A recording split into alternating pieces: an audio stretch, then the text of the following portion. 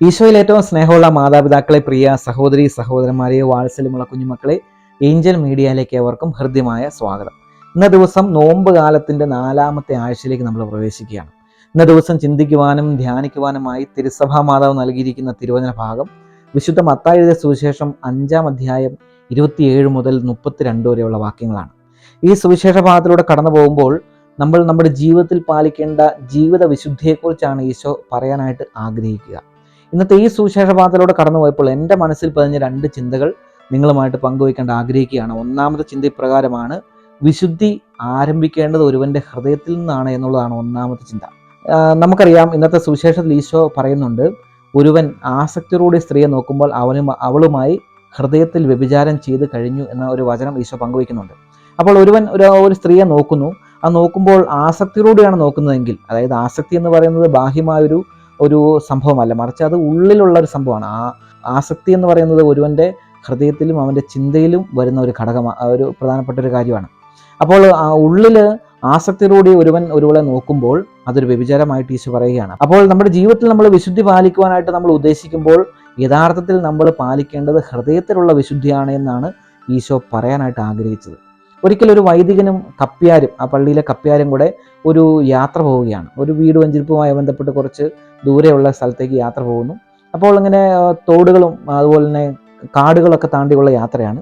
അപ്പോൾ ഒരു മഴക്കാലം, ഒരു തോടിൻ്റെ കരയിൽ തോട് മുറിച്ച് കടക്കാനാവാതെ ഒരു സ്ത്രീ അവിടെ വിഷമിച്ച് നിൽക്കുകയാണ്. അപ്പോൾ ഈ കാഴ്ച കണ്ടുകൊണ്ട് അച്ഛനും ഈ പറഞ്ഞ കപ്പ്യാരും അങ്ങോട്ട് ചെല്ലുമ്പോൾ ഈ സ്ത്രീയെ കണ്ട് പെട്ടെന്ന് കപ്പ്യാർ ആ സ്ത്രീയെ എടുത്ത് ഉയർത്തി ആ തോടിൻ്റെ മറുകര എത്തിച്ചു. അങ്ങനെ നന്ദി പറഞ്ഞ ആ സ്ത്രീ യാത്രയാവുകയാണ്. കുറച്ച് മുന്നോട്ട് പോയിക്കുന്ന അവസരത്തിൽ ഈ രണ്ടുപേരും തമ്മിലുള്ള സംഭാഷണം ഇങ്ങനെ പോകുന്ന അവസരത്തിൽ കുറേ സമയം കഴിഞ്ഞിട്ട് വൈദികൻ ആ കപ്പ്യാരോട് പറയുകയാണ്, എന്നാലും നീ ആ സ്ത്രീയെ എടുത്തു പൊക്കി ആ തോട് കടത്തേണ്ട ആവശ്യമില്ലായിരുന്നു. അപ്പോൾ കപ്പ്യാർ അച്ഛനോട് പറയുകയാണ്, അച്ഛാ, ഞാൻ ആ സ്ത്രീയെ എടുത്തു എന്നുള്ളത് ശരിയാണ്, എടുത്തതിന് ശേഷം ഞാൻ ആ തോടിൻ്റെ അവിടെ തന്നെ വെച്ചു. എന്നാൽ അച്ഛൻ ഇപ്പോഴും ആ സ്ത്രീയെ എടുത്തുകൊണ്ടിരിക്കുകയാണ്, അച്ഛൻ ഇപ്പോഴും ആ സ്ത്രീയെ വിട്ടിട്ടില്ല എന്ന് പറഞ്ഞപ്പോൾ അച്ഛന് ചമ്മിപ്പോയി എന്ന ഒരു കഥയുണ്ട്. ഇത് കഥ നമ്മൾ വൈദികനായിട്ടും അല്ലെങ്കിൽ സന്യാസിക്കായിട്ടൊക്കെ പല രീതിയിൽ ഇത് അവതരിപ്പിക്കാറുണ്ട്. എങ്കിലും ഈ കഥയിലൊരു കാര്യം ഒളിഞ്ഞു കിടപ്പുണ്ട്. ബാഹ്യമായ പ്രവൃത്തികളിൽ മോശമായ ഒരു കാര്യവും ചെയ്യാതെ ബാഹ്യമായ ഒരു പ്രവൃത്തിയിൽ ഭയങ്കര വിശുദ്ധി പ്രാപിച്ച് അല്ലെങ്കിൽ വിശുദ്ധനെ പോലെ ജീവിക്കുന്ന വ്യക്തികളുടെ ഉള്ളിൻ്റെ ഉള്ള് എപ്രകാരമാണ് എന്ന് പരിശോധിക്കുവാനായിട്ട് ഈ കഥ നമ്മളെ പ്രേരിപ്പിക്കുന്നുണ്ട്.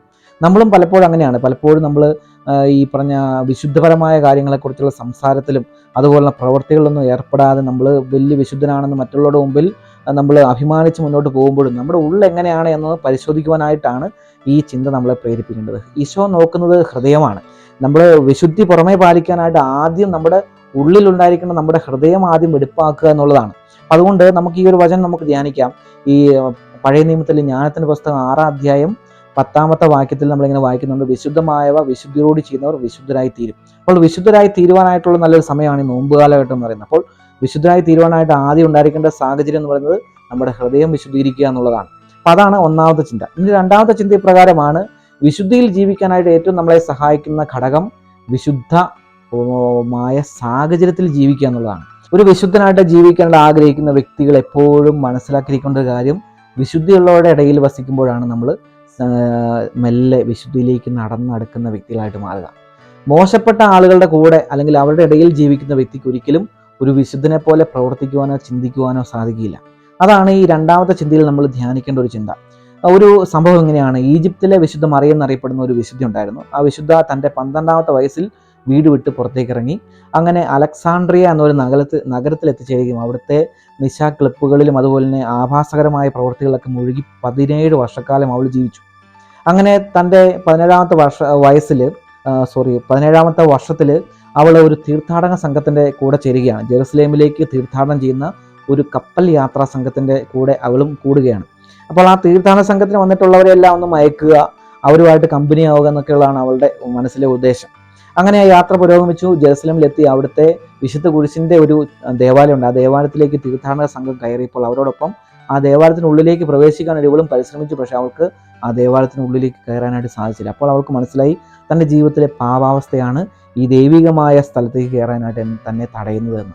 പിന്നീട് അവൾ ആ ദേവാലയത്തിന് വെളിയിലുള്ള മാതാവിൻ്റെ രൂപത്തിന് മുമ്പിൽ പോയി പ്രാർത്ഥിച്ചു കഴിഞ്ഞപ്പോൾ മാതാവ് അവളെ അനുഗ്രഹിച്ചു. പിന്നീട് അവൾ തൻ്റെ ജീവിതത്തിലെ പാവാവസ്ഥകളെ ഓർത്ത് കരഞ്ഞ് കണ്ണീരോടുകൂടി ആ ദേവാലയത്തിനുള്ളിലേക്ക് പ്രവേശിച്ച് പ്രാർത്ഥിച്ചു.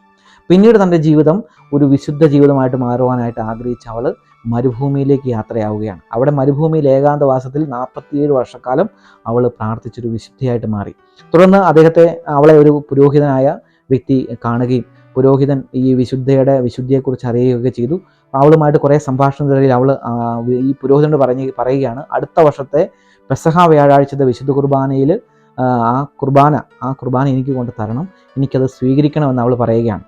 അപ്പോൾ ആ വിശുദ്ധ കുർബാന കൊടുക്കുവാനായിട്ട് വൈദികൻ കുർബാനയുമായിട്ട് ഇവളുടെ അടുക്കിലേക്ക് മരുഭൂമിയിലേക്ക് യാത്രയാവുന്ന അവസരത്തിൽ ജോർദാൻ നദി കടക്കാൻ സാധിക്കാതെ അദ്ദേഹം അസ്വസ്ഥനായിട്ട് ആ നദിക്കരയിൽ നിൽക്കുകയാണ്.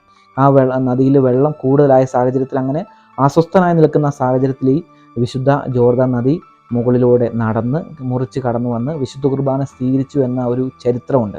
അതാണ് ഈജിപ്തിലെ വിശുദ്ധ മറിയം എന്ന വിശുദ്ധയുടെ ജീവിതത്തിലെ ഒരു സംഭവം. അപ്പോൾ പ്രിയമുള്ളവരെ, നല്ല വിശുദ്ധരായിട്ടുള്ള വ്യക്തികളുടെ കൂടെ നടക്കുന്ന വ്യക്തികളുടെ ജീവിതത്തിൽ തീർച്ചയായിട്ടും ഒരു വിശുദ്ധിയുടെ പരിമളം ഉണ്ടാവും. നമ്മൾ കേട്ടിട്ടില്ലേ, മുല്ലപ്പൂമ്പൊടി ഏറ്റുകിടക്കും കല്ലിനുമുണ്ടാകും ഒരു സൗരഭ്യം. കല്ലിന് പ്രത്യേകിച്ച് ഗുണവിശേഷങ്ങളൊന്നുമില്ല, കല്ല് തന്നെയാണ്. അതിന് പ്രത്യേകിച്ച് ഒരു യാതൊരു വിധത്തിലുള്ള സവിശേഷതയുമില്ല. മറിച്ച് എന്നാൽ അത് ചേർന്ന് നിൽക്കുന്ന ആ മുല്ലപ്പൂവിൻ്റെ സൗരഭ്യം ഇതിലേക്ക് മെല്ലെ പകരപ്പെടുകയാണ്. നല്ല വ്യക്തിത്വങ്ങളുടെ കൂടെ ജീവിക്കാനായിട്ട് നമ്മൾ പരിശ്രമിക്കുക. നമ്മുടെ സാഹചര്യങ്ങളൊന്ന് പരിശോധിക്കുക. നമ്മുടെ കൂടെയുള്ളവർ നല്ലവരാണോ? അവർ നല്ല കാര്യങ്ങളാണ് നമുക്ക് പറഞ്ഞു തരുന്നത്? അവർ നമ്മളെ തിന്മയിലേക്ക് തള്ളിവിടുന്നവരാണോ? അവരെല്ലാ കാര്യങ്ങളും തിന്മ കാണുന്നവരാണ് എന്നൊക്കെ നമ്മളൊന്ന് പരിശോധിക്കാനുള്ള സമയമാണ് ഈ നോമ്പുകാലം എന്ന് പറയുന്നത്. അപ്പോൾ നമ്മുടെ കൂടെയുള്ളവർ വിശുദ്ധരാണെങ്കിൽ നമ്മളും ഓട്ടോമാറ്റിക്കായിട്ട് വിശുദ്ധരായിട്ട് മാറും. നല്ല മാതാപിതാക്കളുള്ള കുടുംബങ്ങളിൽ വളർന്നു വരുന്ന കുട്ടികൾ അവർ വിശുദ്ധരാണ്. നല്ല ജീവിത സാഹചര്യങ്ങൾ, വിശുദ്ധ കുർബാനയും ജപമാല പ്രാർത്ഥനയും ഒക്കെ ആയിട്ട് കടന്നു പോകുന്ന കൂട്ടുകാരുടെ കൂടെ ജീവിക്കുന്നവർ വിശുദ്ധരാണ്. അപ്പോൾ നല്ല സാഹചര്യങ്ങളിൽ ജീവിക്കുവാനായിട്ട് ഈ രണ്ടാമത്തെ ചിന്ത നമ്മളെ പ്രേരിപ്പിക്കുകയാണ്. അപ്പോൾ ഈ രണ്ട് ചിന്തകൾ, ഒന്നാമത്തെ ചിന്തയും രണ്ടാമത്തെ ചിന്തയും നമുക്ക് പ്രധാനപ്പെട്ടതാണ്. ഈ രണ്ട് ചിന്തകൾ ധ്യാനിച്ചുകൊണ്ട് നമുക്ക് നമ്മുടെ ജീവിതത്തെ ക്രമപ്പെടുത്താനായി പരിശ്രമിക്കാം. ഈശോ മിശിഹായ്ക്ക് സ്തുതിയായിരിക്കും.